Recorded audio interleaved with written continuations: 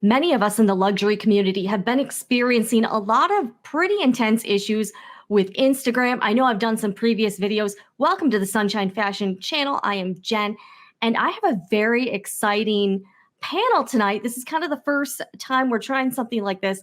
I have a few guests, celebrity guests here that I'm going to bring on right now, and we are going to be going over our individual experiences and talking about all of this Instagram craziness. Welcome. We have May, Mrs. Leva, CeCe from Girl Gone Luxe, and Jacob from, is it VIVAIA-Sec? Am I pronouncing that right? I'm not sure. Yeah, VIVAIA-Sec. Okay. I looked up because I was like, what does that mean? And I realized I thought it was cool. It's like, I just get the bag or something. So I thought it was pretty cool. So what we're going to be doing is all of us have been impacted directly by this Instagram issue. I know a lot of people have questions. And the four of us have been able to get some answers, even though there are still a lot more questions out there. So the first thing I want to do is we're going to go around and have everyone kind of introduce themselves. We'll start off with you, May. Who are you and what do you do? My name is May, and aside from YouTube, which I feel is my current full-time job, I am actually a financial analyst for a company. I've been in the finance industry for many, many years. But I decided to start a YouTube channel about 3 years back just to share my love for handbags and fashion, kind of like outfit inspiration for those like-minded out there as well. All right, awesome. All right, and CeCe, Girl Gone Luxe, coming at us from Jersey. Hi, everyone. I'm CeCe. I started my channel similar to May about 2 years ago, so just shy of 3. I'm actually a healthcare executive, so I'm a healthcare consultant. But I have a YouTube channel that I run as part of like my part-time, full-time gig. And what sort of encouraged me to start my channel was not getting any younger. And it was a dream of mine to always be a fashion influencer and blogger. It's a passion of mine. So I figured why not share it with the world? So you can follow me at Girl Gone Luxe. I'm on Instagram, TikTok, and on YouTube. Awesome. And last but certainly not least, we have Jacob, who's kind of you're definitely an Instagram sensation. You do a lot of handbag care and vintage content. Thank you. You're too nice. So my name is Jacob. My account is VIVAIA-Sec. I am kind of solely a content creator on Instagram. I'm trying to get into YouTube. I could probably take some tips from you guys. But my account originally started 2-ish years ago, and I was just kind of sharing my love for rehabbing vintage bags, and it kind of just exploded into teaching people on how to care for their bags and just kind of connecting with other like-minded luxury lovers. So yeah, that's a little bit about me. Awesome. So the reason we're all here tonight is because all of us have experienced some fairly significant issues with the Instagram platform. I know all of us have been here for a while. Weirdly enough, I think I've had the least amount of issues, and I felt like my content was probably the most problematic. But what can all of you share about what's been going on with your own Instagram experience? All right, May, we'll start off with you. I know you had your account suspended.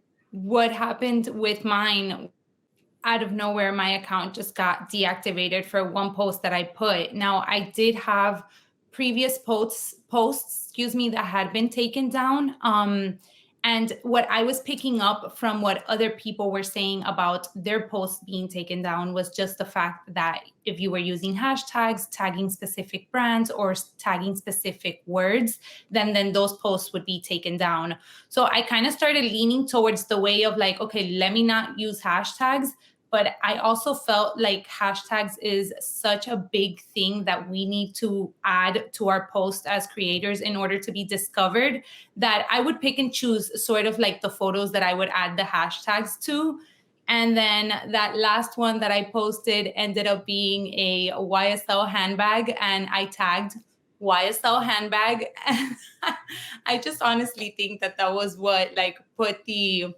I don't know what the saying is, but like hit the nail on the head kind of thing. And you think that was like the straw that broke the camel's back for Instagram, that sort of thing? There you go. Well, that's what I was getting at.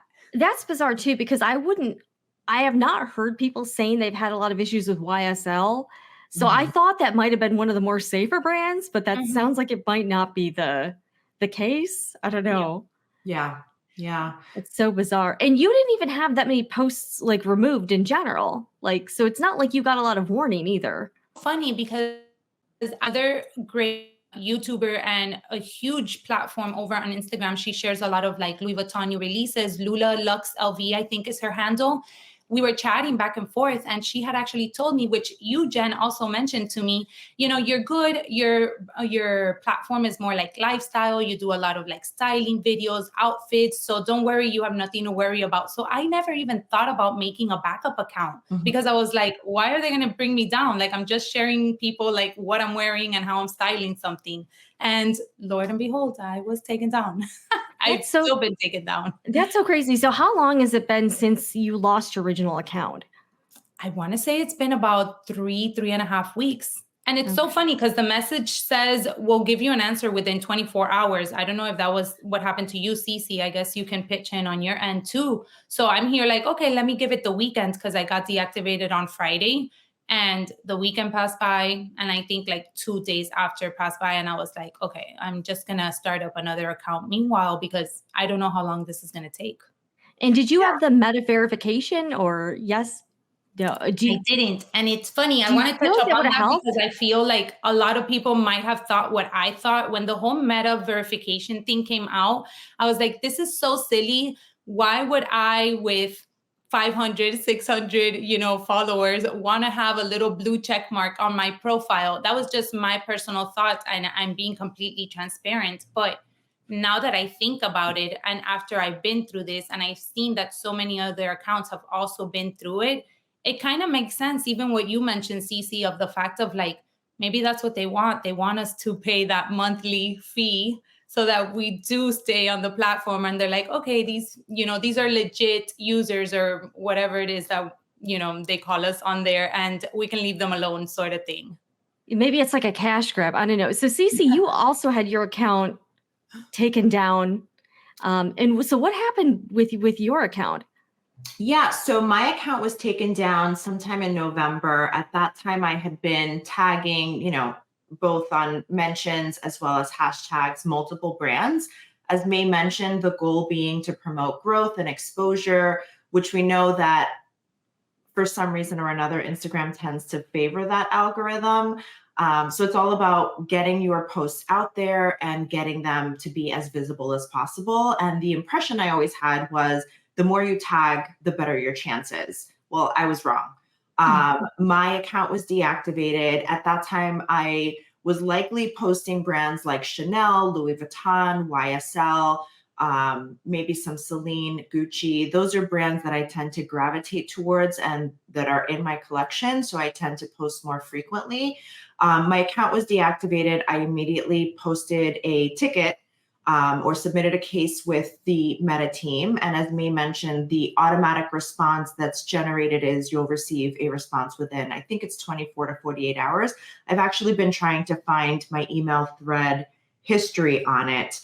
But after some back and forth, after a couple of weeks, I kept emailing them. I contemplated going to corporate and writing directly to the corporate headquarters, pen to paper, your old school signature, certified mail, sending it that way. It didn't get to that, thankfully, but before that happened, I did finally get a response. I mean, I was following up daily. They had no reason or justification for deactivating my account. I can share, maybe later on, some of the verbiage that they included on reasons why they do deactivate certain posts or accounts. The only warning I had at that time, I was not meta verified, but I did have several posts taken down prior to my account being deactivated. Every time one of my posts was taken down, I submitted the appeal. I think you can instantly indicate like there's no reason I'm not violating any rules or regulations. And 9 out of 10 times they responded and allowed my post to go through. So they removed the post, and then 24 hours later, after appealing, they re-uploaded the post. So in my mind, I'm thinking, okay, everything's fine. I'm really not violating anything. And then surprise, my account gets deactivated. Do you have any idea why, like what the reason was behind the takedown? I think the only reason that I attribute it towards is simply tagging and including as many hashtags as I did. At that point, I was maximizing the amount of mentions and hashtags in my posts. I don't recall, I may have been including a disclaimer at the time, but we've now since learned that the disclaimer does not help. So now I'm very cautious about what hashtags I use. I don't tag any brands unless it's Target. And, you know, I just hope for the best. I cross my fingers every time. Yeah, thank goodness Target doesn't seem to be going down this crazy road quite yet.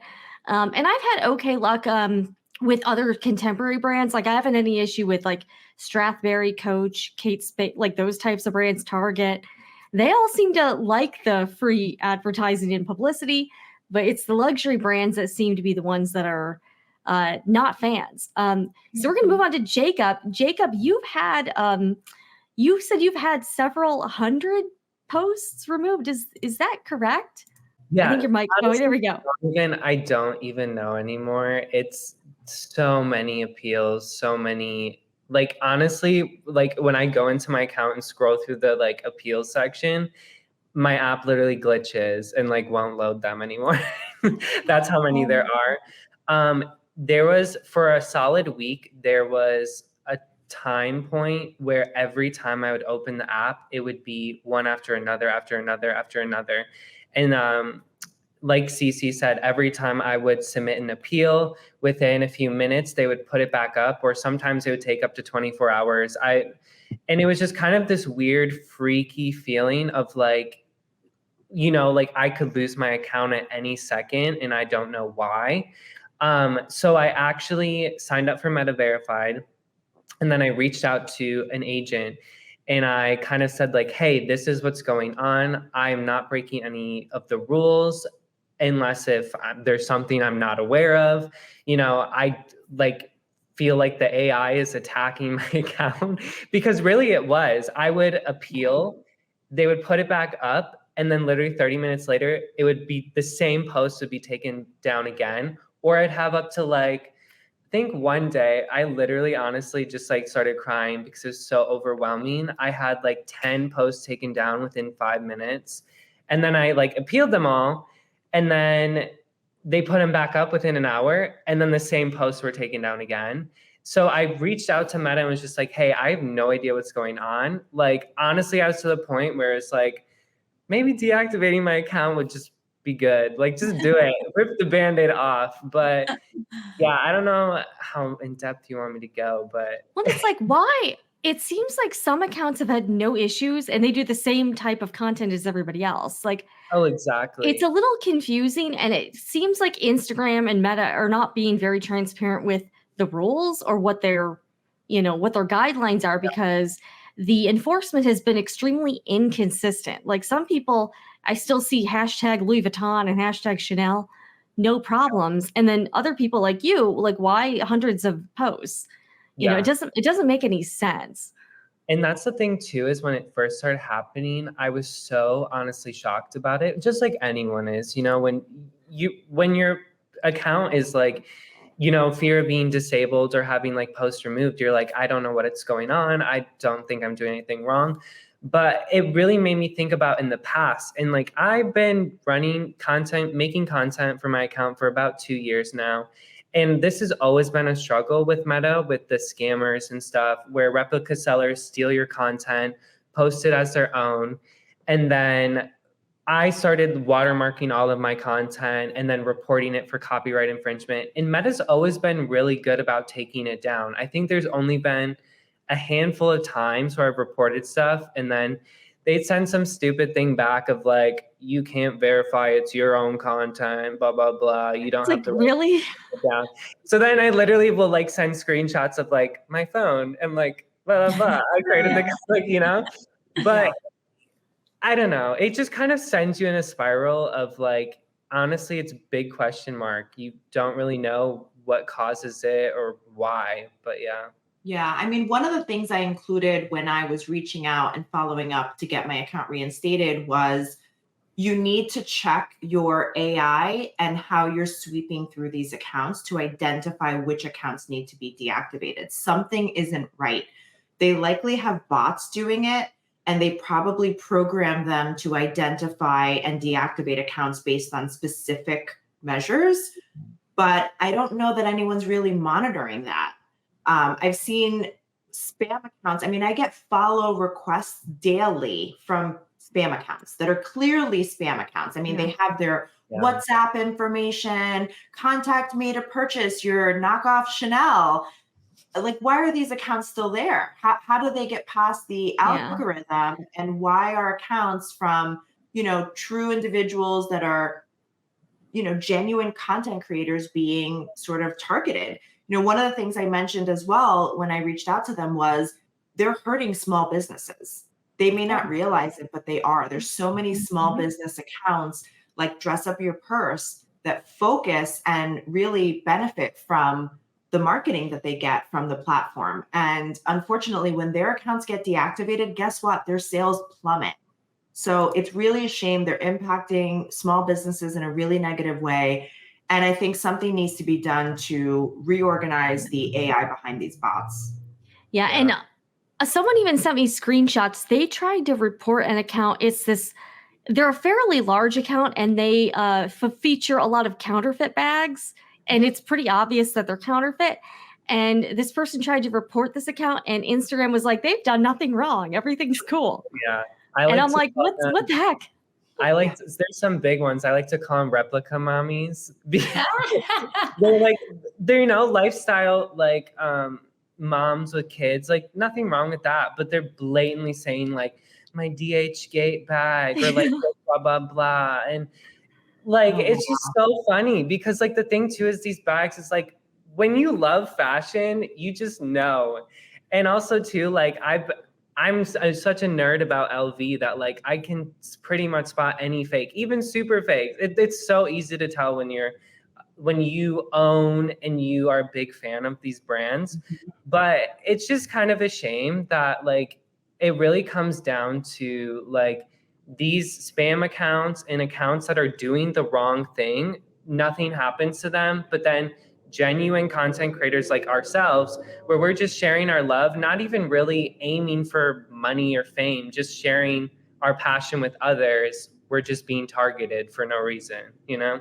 Well, and Jacob, you had mentioned you talked to someone with Meta, and they told you that the brands must be reporting some of your content. Is that Here's right? the thing. Talking to Meta was such a mind twist. You're like, let's hear about the forum. Yeah, I want to hear about the Meta conversation.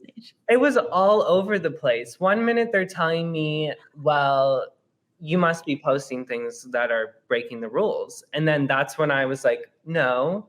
I've read through your terms and conditions. I've spoken to a trademark lawyer about this. I'm not breaking any laws.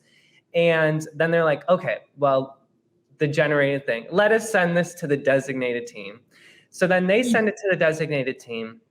And they're like, from what we look at, it looks like either A, the AIs triggered your content, B, a third-party contractor for the brands have flagged your content, or C, the brands themselves have flagged your content for trademark infringement. And that's really all they gave me. And then I kind of, playing the dumb game of well, what do you mean? Then kind of trying to see how much information they would give me. It was well, yeah, I can see kind of the AI triggered certain posts, but then there's other posts out there. I made one that was kind of the start of it all. Was I made a post about common Louis Vuitton defects, canvas glazing. Ooh. I'm a handbag care nerd. So all these things, I love to educate other people. So one of my biggest things that I like to tell people that are other Louis Vuitton lovers is Louis Vuitton bags with folded canvas corners. Ooh, it's the worst thing. Yeah. Just don't buy it because it's always going to crack. It's always going to break. Yeah. So making common things of the Palm Springs Mini, having its zipper thing, all that was the post that got flagged. Yeah. And they kind of alluded to that the third party contractor for their trademark lawyer team flagged that post. But they were not descriptive of yes, this happened, or no, this happened. It was just very a blank statement of this could be the reason why, So to this day, I don't know. It could be all suspicion of they did, they didn't. I don't know. To me, that's like they're giving you the answer without giving you the answer. They don't know. They don't have the answer. Therefore, they can't give you a clear response because a person wasn't involved in the decision. It was probably a bot. They're not sure about which of these triggers prompted the bot, and nobody's bothering to look into it.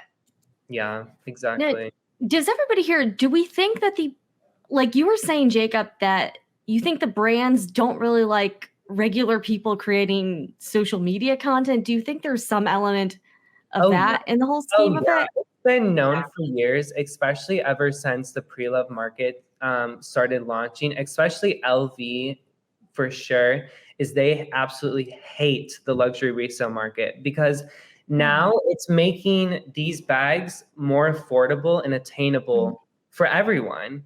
You know, especially think about when COVID hit, when like the stimulus checks hit, people were going out that normally don't shop in these high-end places are going out and spending a lot of cash. And they loved the cash inflow, but they didn't necessarily like the brand image.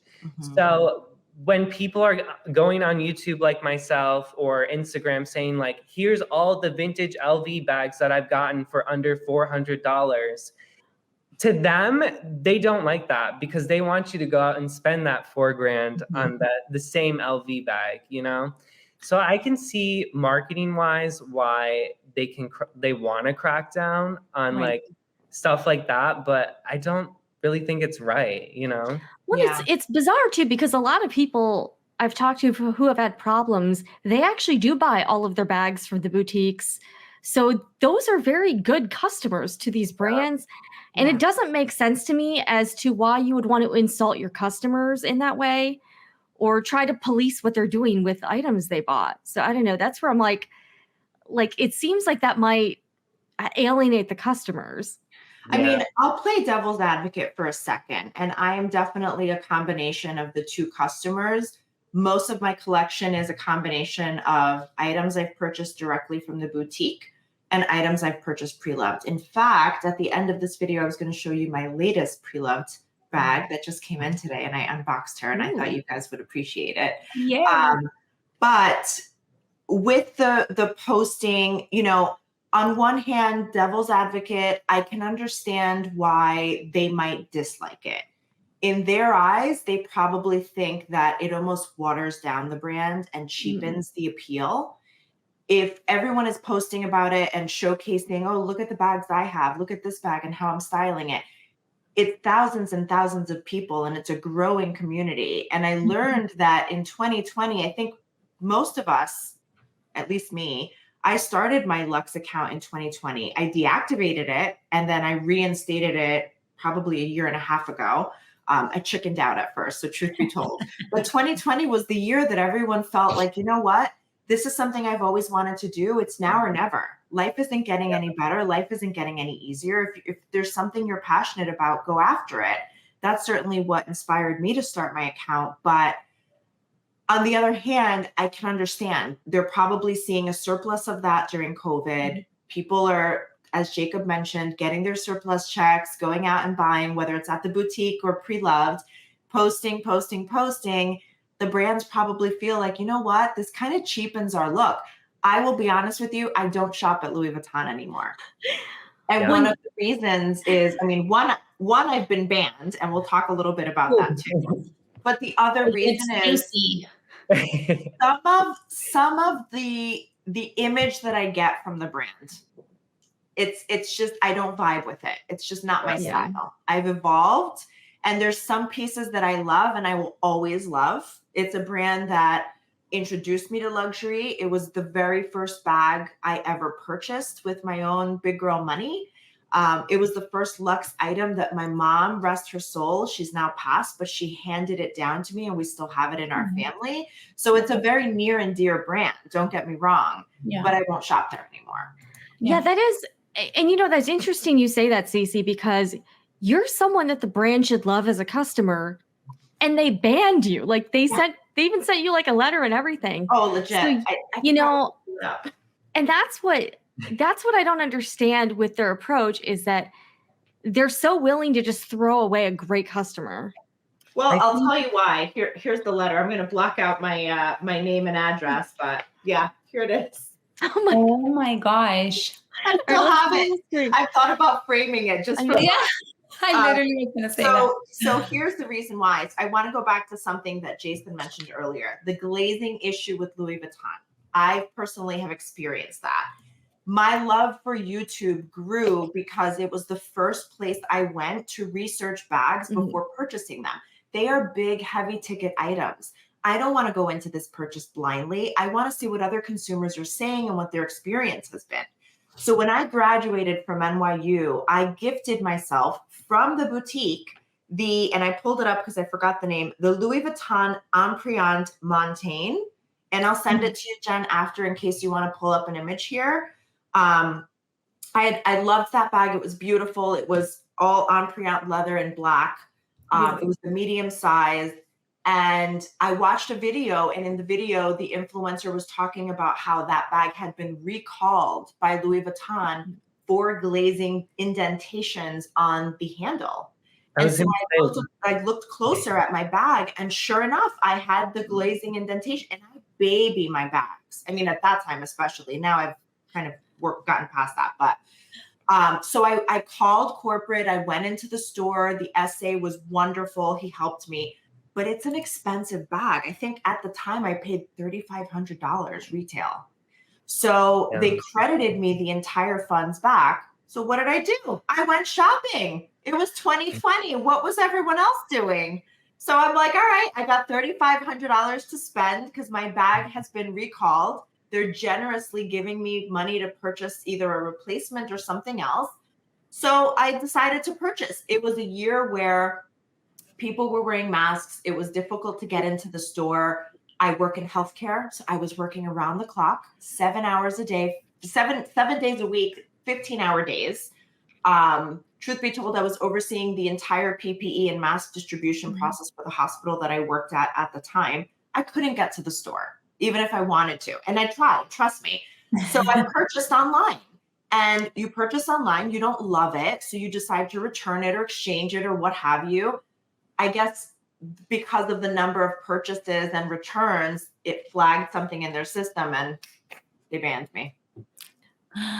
So just yourself, you can't go in there? Like your name? Well, I can go in. I can go into the store. Right, but you can't make purchase under my account. So my best friend and I, the last time I went into Louis Vuitton, the bag I was going to purchase was the Speedy 20 when it first came out. I walked into the store, and at the time I really wanted the Nano Speedy, but I couldn't find it anywhere. This was before they came out with the new removable strap version.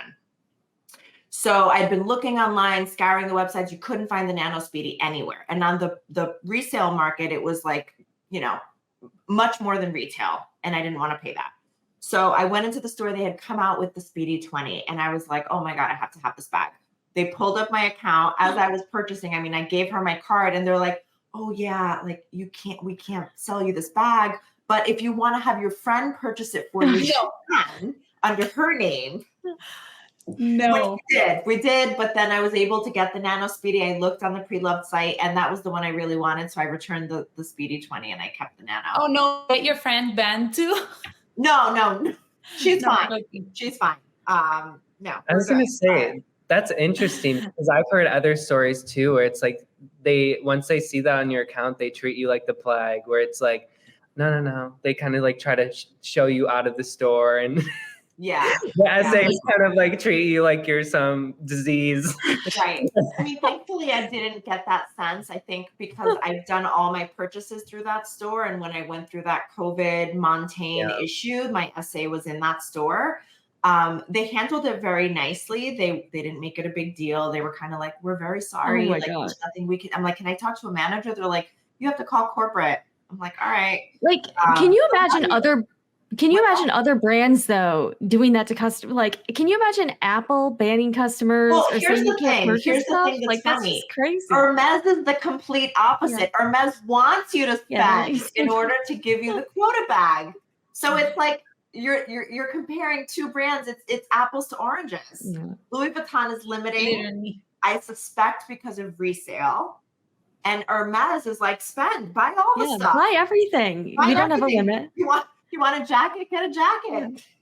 But isn't that funny to think about how like when was that? They went really, really hard for like a good year and a half. And like here's the thing about LV that I think is so funny is I feel like they're constantly like putting their foot in their mouth with things because they start things and then they're like bad publicity from their customers. And then they change it. Like think about the Neverfull when the rumor was they were going to pull all those off the website. Then everyone was up in roar like, yo, what are you doing? And now it's the same thing of like, that was my first purchase. Yeah. And I would say the same thing as you, CeCe. Like I loved LV, just the shopping experience, going in, like that whole like bougie experience. And like I've had so many just interactions with SAs and stuff over the years that have rubs me the wrong way that it's like if I buy something, it's like on vacation or online. Like I just don't even want to go to the boutique anymore because it's just like I hate to say it, but some of these SAs, like their attitudes are so poor or they blankly just don't know anything about the brand, which is really weird to me, like walking in. Like for example, I took in my vintage Speedy HL to have like the thing replaced. And the SA told me, she was like, I don't think we can accept this. And I was like, oh, why? And she's like, it doesn't look like, I've never seen this before. Like, it doesn't look like a genuine LV product to me. What? And I was like, what? Like, I was like, yeah. So I was like, I'm usually the one for not confrontation, but I was like, I've had this authenticated. I've had this for a year. Like, no. And luckily the manager overheard the confrontation and she was like, yeah. Like, no. It's no worries. I've seen this before. Like, let's put it in. So then they put it in the system as the wrong bag. And I had to call the manager like over the phone and say like, hey, like, I don't want my bag to be lost in repair. Right. So luckily it all sorted out, but it's just like little things like this that like, it just really rubs you the wrong way, you know? Yeah, so, absolutely. Yeah. And I think that we expect, I mean, a lot of people are like, oh, if you are a VIP client, like you expect the treatment, but you don't make a big deal out of it. I'm sorry, but just like CeCe said, this is our hard-earned money that we are choosing to spend at your store. And any luxury store, I mean, even Coach, a $600 bag is still luxury in my opinion. So I want to get that treatment whenever I go into a store and I decide to purchase something from you. If you think my bag is not authentic, you find another way to tell me that my bag is not authentic. You know, like, how are you just going to say in front of everybody, I've never seen this, this isn't authentic? Well, I mean, that's your problem. I know it is.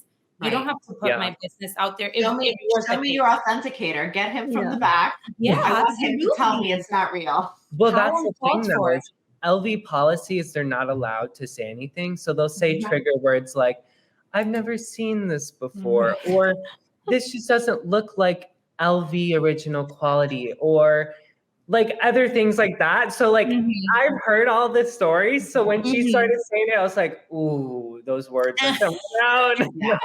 But, no, and it was just like, and like still to this day, like honestly, the bag, I don't use it because it just annoys me. Because also too, like, I'm sorry, I don't mean to like nag on this, but the repair came back and they put the tab on wrong. And I was like, oh no, this is just the bag with all the issues. Oh no. But yeah. So, you know, for the record, I've ordered a couple of Dooney Burke bags lately and they've had absolutely zero issues. They are beautiful. Yeah, absolutely zero issues. I paid like under $200. Like, what is going on here? Like, if you're paying like $3,000 for a bag, also some of the well, do you also think part of it is that brands like LV don't want anyone speaking critically of the brand? Like you were saying, Jacob, you pointed out some of the common defects. Like in CeCe, you said you saw a video about the glazing issue. It seems like they don't really want us talking amongst ourselves about any problems, maybe? I don't know. No, I would say so too, because when I was doing my own research on it, you can see all the lawsuits. And like, LV kind of is known for this. Like, if you say something they don't like, they come after you. And there's been so many lawsuits over the years of just kind of foolish little things. But yeah, I don't really know why, because it's like free publicity for them. I know we kind of talked about it earlier of kind of diluting the brand's image, but yeah, I don't know. It's really weird to me, but Yeah. Yeah. Well, and Jacob, I got to ask you, you actually got in touch with a trademark attorney and you were able to ask him some questions.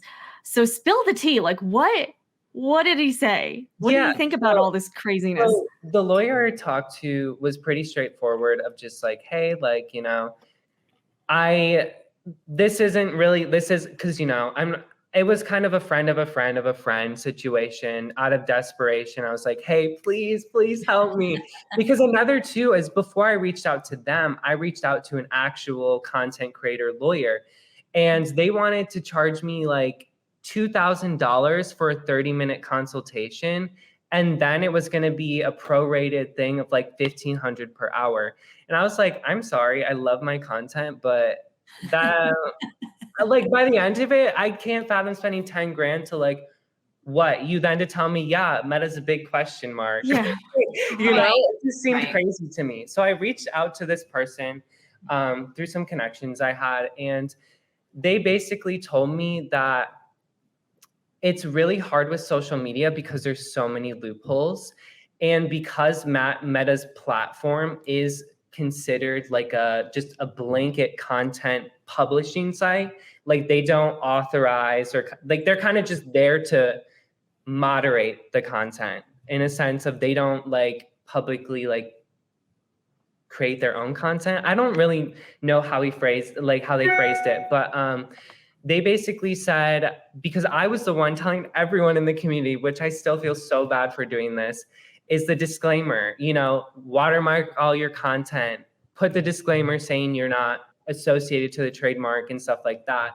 Well, they were basically saying that the AI is seeing the trigger words of copyright, trademark, and that was triggering the AI more than likely. And also too, it can be considered, even though you're blanketly saying, I'm not affiliated with this brand, because of the legal kind of loopholes and verbiage of things, it can kind of create a stance of like, you are affiliating yourself with them because you are posting content affiliated to their brands. It's very complicated, but basically they told me, get rid of the disclaimer, stop tagging brands, and kind of, when you formulate your content, make it more real life so that it's harder to like look like you're selling something. So like more like, make sure you're taking some like mod shots of your face, do videos of you talking. So it's like a lot of my recent videos are like my handbag cleaning ones. So I'm like moving with my hands and like trying to show my face more. But basically they're saying is more than likely, what, after analyzing the whole situation, it looks like brands are trying to crack down on counterfeit sellers. So, you know, all of us content creators love a good flat lay. So they're kind of associating that with how these counterfeit sellers are selling their bags. So it's kind of the AI, third parties and stuff like that are just like, oh, this looks like it, get rid of it, you know? Did this attorney think that the brands have a pretty good legal argument for the trademark? No. No, so he thought it was kind of BS. He was like, yeah, this is so Okay. stupid. He's like, even like, you're not even selling, but even if they're selling, because of like the statutes and other lawsuits and stuff like that in the past that trademark lawyers would use to basis the law on these cases, there's nothing holding up against them. You're not directly affiliating yourself. Like, I'm not saying here like, I am a spokesperson for this brand, blah, blah, blah. Like, you are not strictly saying like selling anything, soliciting sales of anything. And even if you were, you are allowed to resell a branded item as long as you specifically say you're not affiliated or it's been used, you know, you're in good faith selling something. So yeah. So what was his like unfiltered thoughts? Like when you were like telling him what happened? Like, was he like, this is crazy? He's like, yeah, this is crazy. He blankly told me, he's like, I'm not surprised, because with social media exploding, everyone is trying to sue everyone for kind of maintaining their brand's image. And because how relaxed content creation has become on the social space, like think about copyright for making our own content. It's so easy for like someone to just take a video recording of something, stitch it into their own video, and not even like credit someone at all. So I feel like because content creation has become so widely popular, it's really hard to police and regulate these kinds of things.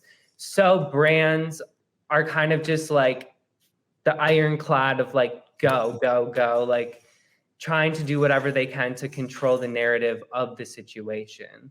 So yeah. It's interesting. It's pretty crazy. And you know what's interesting too, I think it sets kind of a dangerous precedent. Imagine tons of other brands all doing the same thing. Like imagine if Pepsi tried to take down a post of you drinking a Pepsi, or Apple trying to take down a post of you with your iPhone. Like imagine if every single brand did that, there would be no content left on social media basically. So that's why I find it odd that all the designer brands are going this route, because, you know, and a lot of people in this community are now afraid to post anything because they don't want to get their account removed and they don't want to get their post taken down. But it sucks because a lot of us have put so much time into the content creation, and then to have it ripped away is, you know, it could be kind of traumatic. Yeah.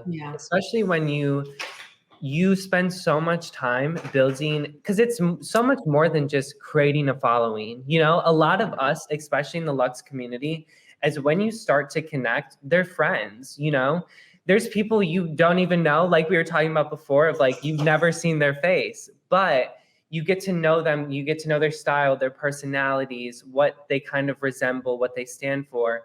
And especially too, like for me, I love helping people. So a lot of my like 90% of my content is educational based. So for me, it's really hard when I just want to connect with people, share my love, and teach people, and then to have my platform possibly ripped away. It's traumatizing, you know, it's sad. Yeah. Well, you raised a good point earlier, and I don't mean to interrupt, but brands don't like it when you're posting pre-loved items because you're getting it for a fraction of the cost of retail, and they actually want you to go into the store and spend your hard-earned money. Yeah. But your educational content is also teaching people that they don't necessarily need to replace their bag by buying a new one. They can repair, and a lot of these repairs are simple enough that can be done with everyday household items. Yeah. So I really value your content, and I'm sure that that's one of the many reasons and things that your followers value about you as well. But I can see why the brands might not like that. You're discouraging people from buying. Yeah. 100% too. And like my origin story of my page is that I once bought a bag from LV, destroyed it because, you know, dummy me went on the internet, believed someone with a blog and was like, do this to your bag. Absolutely destroyed it, took it to LV, and they're like, there's nothing we can do to fix it. What did you do? We want to know. So magic erasers. And that's why I'm saying this, never use magic erasers on your bag, because it wait, you tried to use it on the interior? No, the vachetta. So what I did is I got a water stain on it, and I saw some YouTube video, someone saying, take a magic eraser and takes it off. Well, magic erasers, the chemicals, it's literally like using sandpaper on your bag. So yeah, it takes the watermark away, but because you're ripping everything away. Yeah. So I destroyed a bag, and from there, that's where I like started scouring the internet of like, okay, what is leather? How do you properly take care of it? Then that's where it spawned into, wow, there's so many different kinds of leather. There's so many different aspects to luxury, construction, sewing, all that. So it kind of, my education just kind of grew as I self-taught myself, connecting with other leather specialists and stuff. But yeah, now like my content is solely focused on helping other people learn how to take care of their bags, buy pre-loved. But yeah, I just love it. I can nerd about it forever. I love And it. I think that's the most amazing part about all of our channels, basically, that we have started, is to be able to connect with people that understand what it is to own a piece like this, to care for it, to hopefully make it last years and years, how to fix it if it does get damaged without having to just, oh, it got, I messed up the handle, let me throw it away because I can. No, we want to be able to relate with those that can relate with us in a sense. And I feel like we're all being attacked at once, unfortunately. So it's kind of frustrating. It back to the general census of like why brands don't like it, because they want to portray that supreme ideology of like you need to be a billionaire to own all these nice things, and it's almost that bratty mentality of destroy your handbag, throw it in the trash, buy a new one. That's what they want, because they're not in the business to create beautiful things. They're in the business to sell beautiful things. So they just want your money. And I think that's the thing, is as like the community's grown and there's more facets to buy these things and connecting with all sorts of people from all over the world, it does really challenge their marketing and their perception of the brand. So yeah, it's really interesting. Well, I want to ask everybody too, does what happened on Instagram with all of the brands, has that changed your sort of perception towards the brands, like how you feel about them, or whether you want to keep supporting them? Like, has that changed at all? I mean, me personally, no. I've kind of just, if I like something, I like something. And, if I want to add it into my collection, I do my research, thankfully, to Instagram, to YouTube, and all of these, be able to find content creators that kind of like are able to help us in order to make a decision. And I go ahead and I added, there are certain brands that, again, I do have like a bad taste in my mouth from visiting the boutique. And I think we've all talked about it, just the way that you get treated once you're in there. You want to go shopping in person to have that luxurious shopping experience overall. And if you're constantly going to, whether it is the same boutique or maybe a different boutique, but of the same fashion house, and you keep getting kind of like that, oh, whatever, how can I help you sort of attitude, it just, even if it's just due to an employee, you kind of get a bad taste overall about the brand in general. So that's what really stops me from purchasing from a specific designer house. Unfortunately, our channels or our platforms getting taken down. I mean, at the end of the day, we still don't know which brand is targeting us. So Right. Yeah. I mean, I don't think that I have a complete distaste. I've definitely fallen a little out of love with certain brands, but I still purchase them because at the end of the day, I'm purchasing them because I love the item. In my mind, it's a beautifully crafted item of quality. It's something that I consider my handbags like a piece of art. People invest in art, I invest in handbags, right? It's a piece of art that you're wearing, you're carrying with you. In a sense, it kind of identifies a little bit about your personality. You identify with it. So it's a beautiful piece of art that you wear with you and keep with you throughout your life. I don't think I'm going to stop doing that, but I definitely, if I get a bad experience with a certain brand, I might be more reluctant.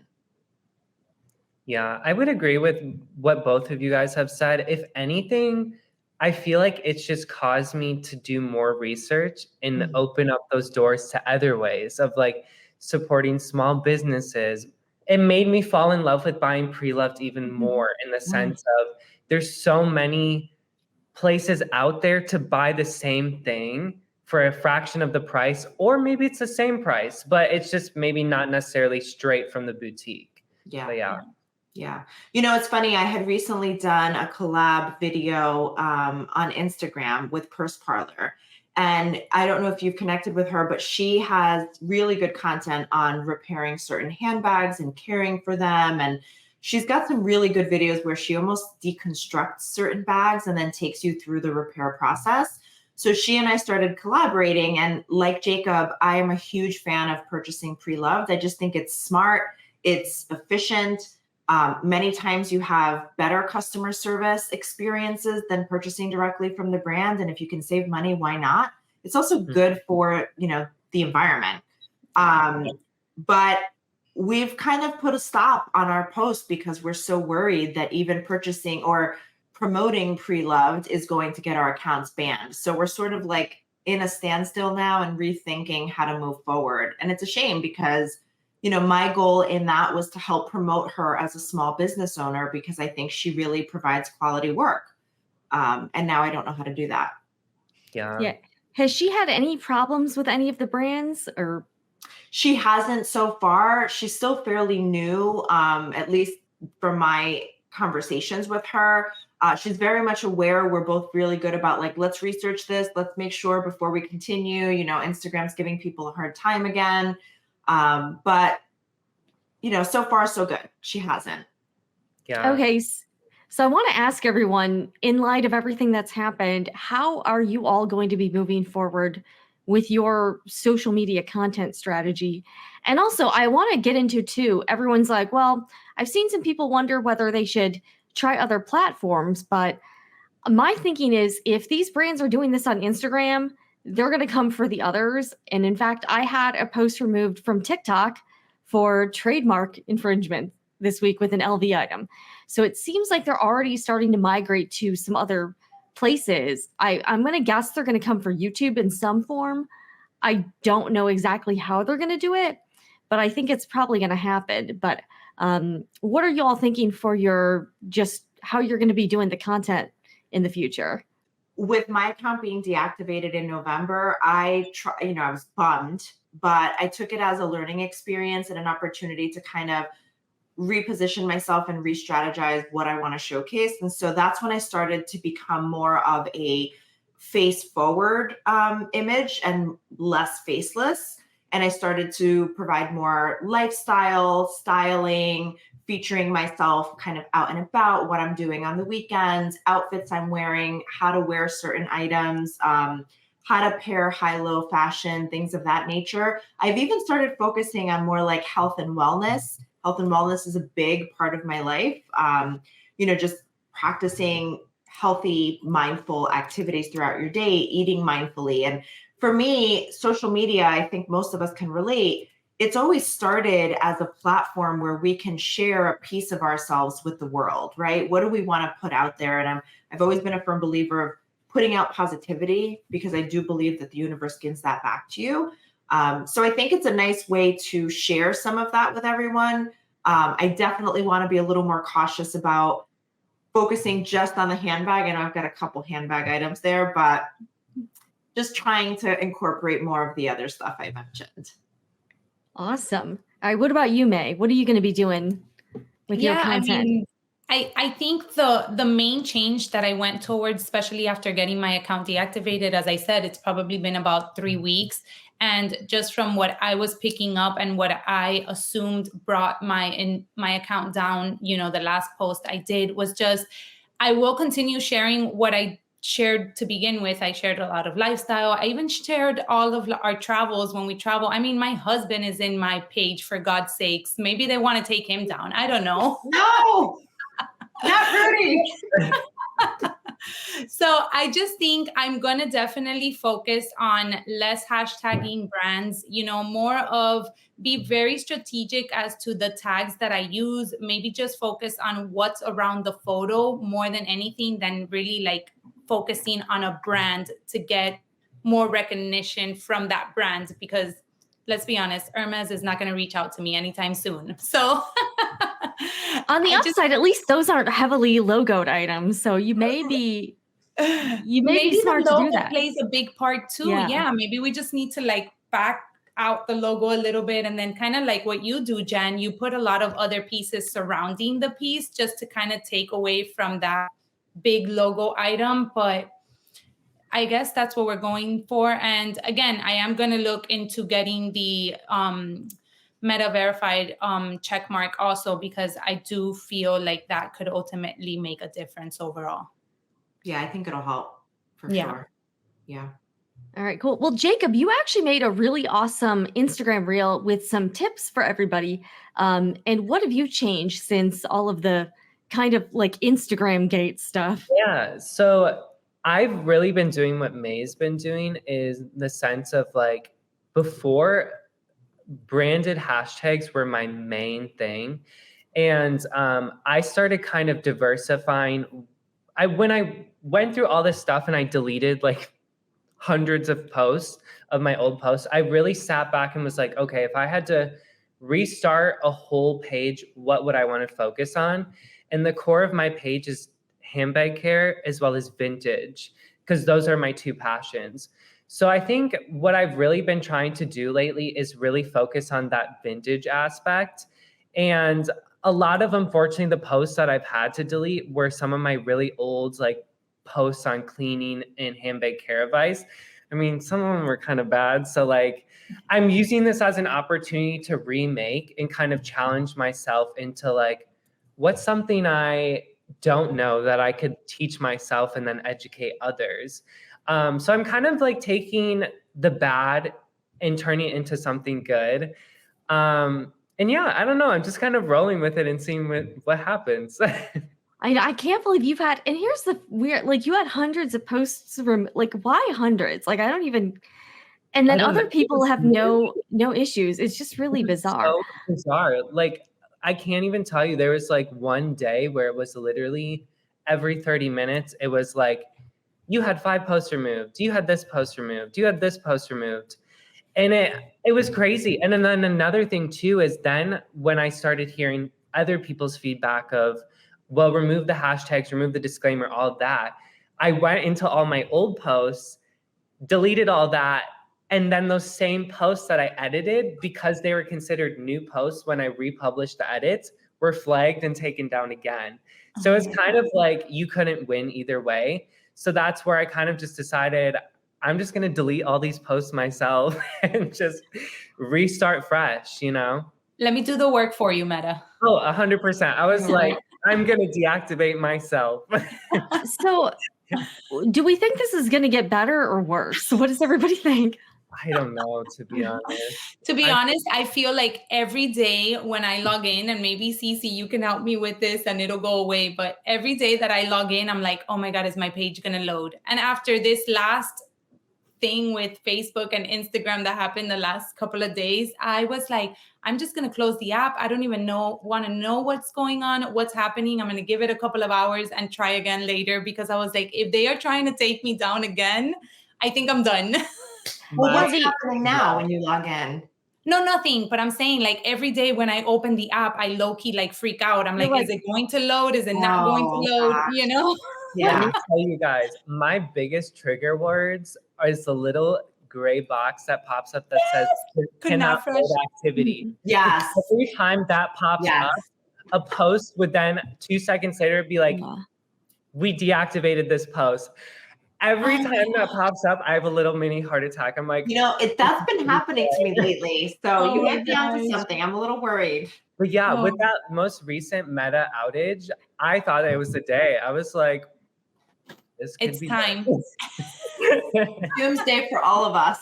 Yeah. Well, you know, so a couple things. I interviewed this lady on my other channel, and she had, so we're in a completely different niche, and she had her account frozen for 6 months. She had about 30,000 followers, and she did have, like CeCe, you were saying, she does have a small business that relies on Instagram, and she had like a freak accident on her phone. The account froze.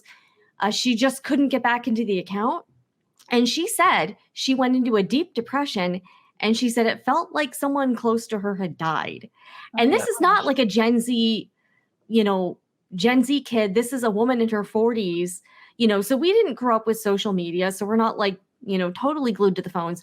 But she said she felt such a deep despair from the whole situation. And again, she had not done anything wrong. Instagram hadn't even taken her account down. It was like a security glitch.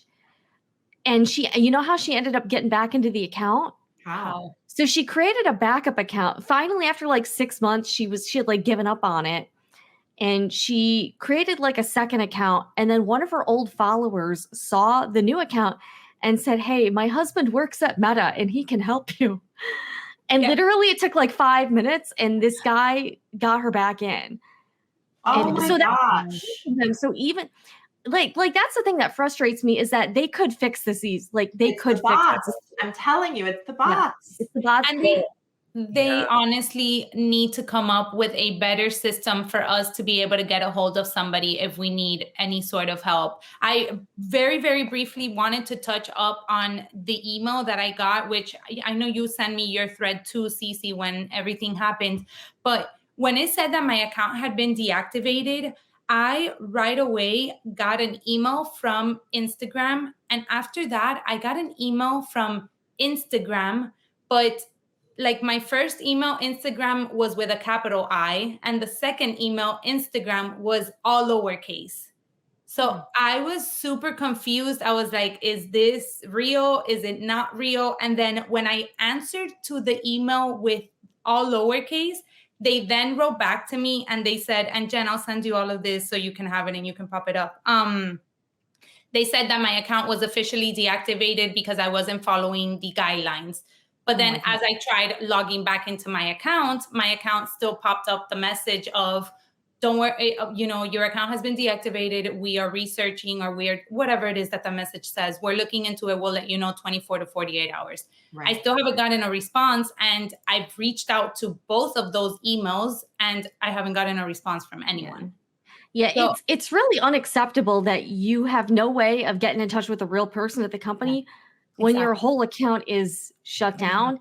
And especially if you do rely on Instagram as a livelihood, basically you kind of realize how precarious it is, and it could just all go away and you have absolutely no recourse. Yeah. I think what's even more frustrated is when you go through all these loopholes to connect with someone, it's either a very like kind of dismissive response of like, sorry, not sorry, or it's really depending on the amount of creators I've talked to where it's like, it really depends on if you get a nice person. Yeah.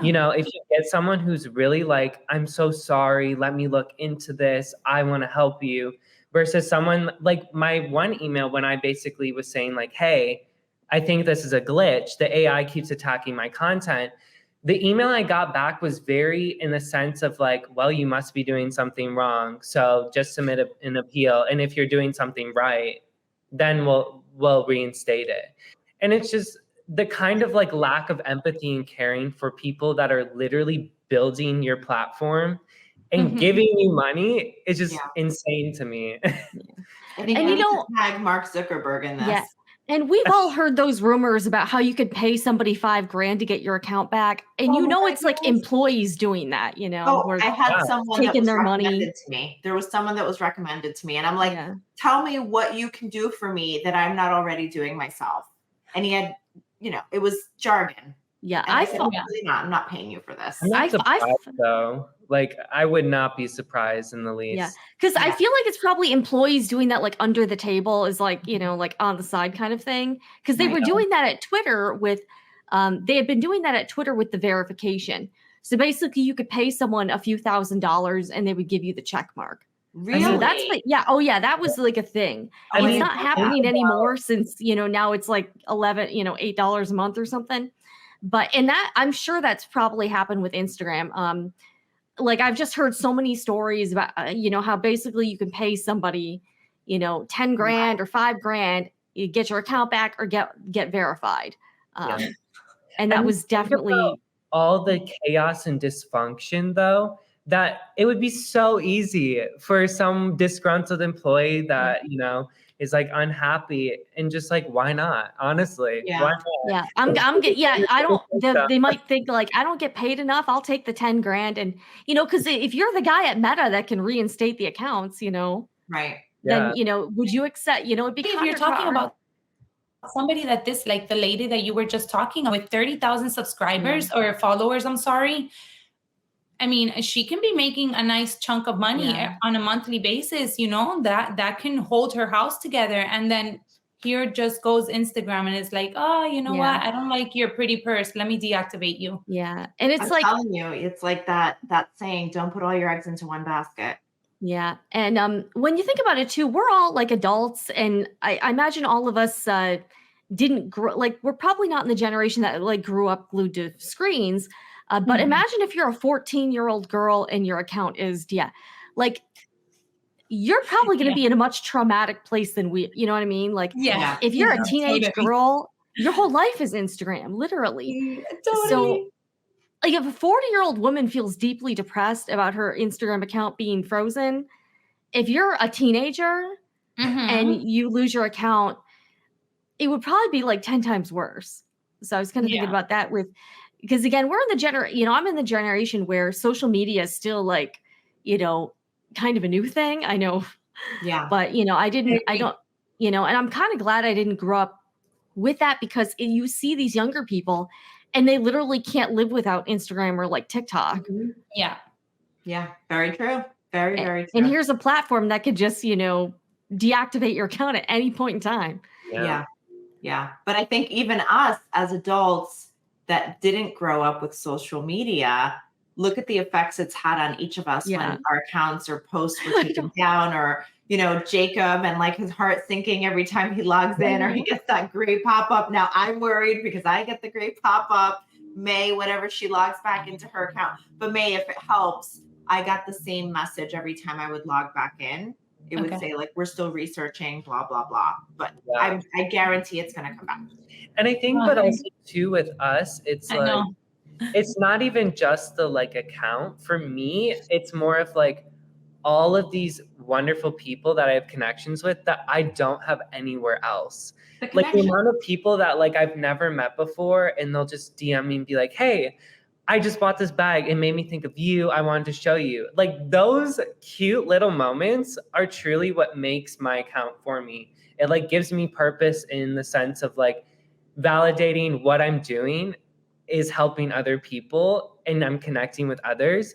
So I think that was kind of the thing of like, it's really grieving those friendships, the possible Yeah. loss of friendships. Yeah. Now, you can make another account, but Mhm. it's not the same. It's not. Absolutely. I agree. And I think that right away, and I mean, CeCe can speak for this. I emailed her and I'm like, hi, it's May.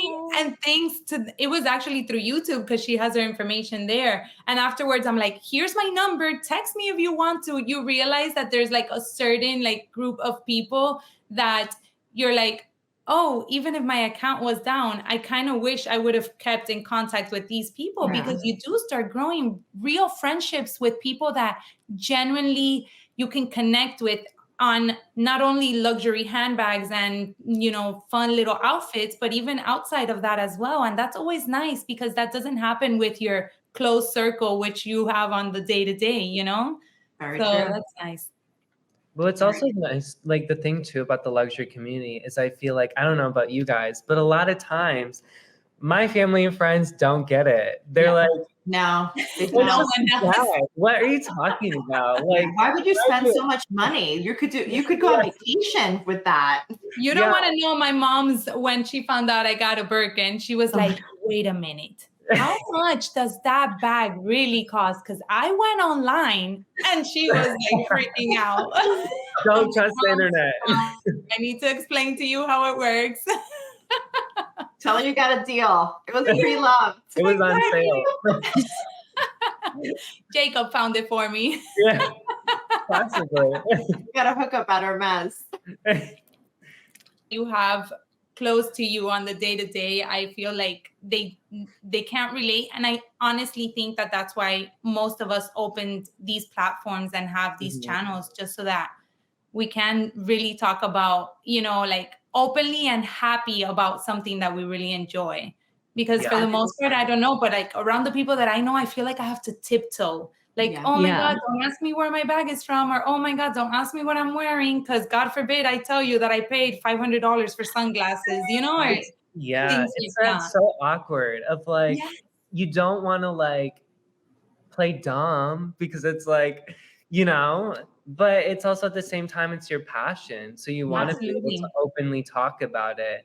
And I Absolutely. think that's just the thing of like the fashion industry is one of the most scrutinized industries where it's constantly the beauty image or whatever, like a man with a bag.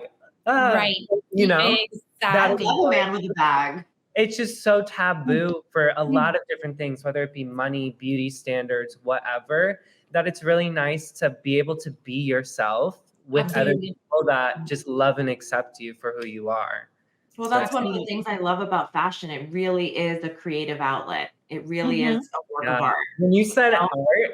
art, that resonated. Right? It's It the is, truth. you know? It really is. We're wearing art every day.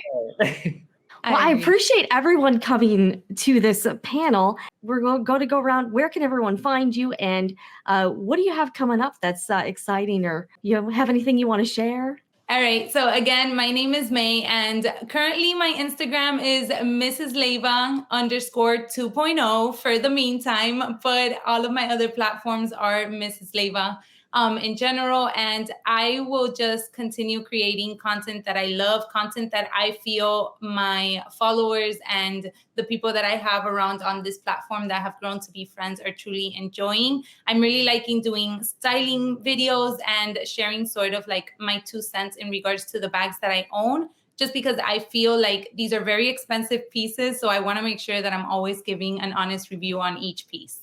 Great. I'll go next. CeCe from Girl Gone Luxe. You can find me on Instagram, TikTok, YouTube, as well as Threads. Threads is like the new thing that's happening now. I have a couple of exciting things coming down the pike, mostly focused on lifestyle, fashion, and beauty. But if you need any style tips or outfit inspiration and ideas, you can always hop on my Instagram page for more. And I'm Jacob, aka VIVAIA-Eco-friendly. So I'm in the works. I think the most like exciting thing is I'm in the works of recreating my old content. So tomorrow I'm actually posting a handbag hair tip reel.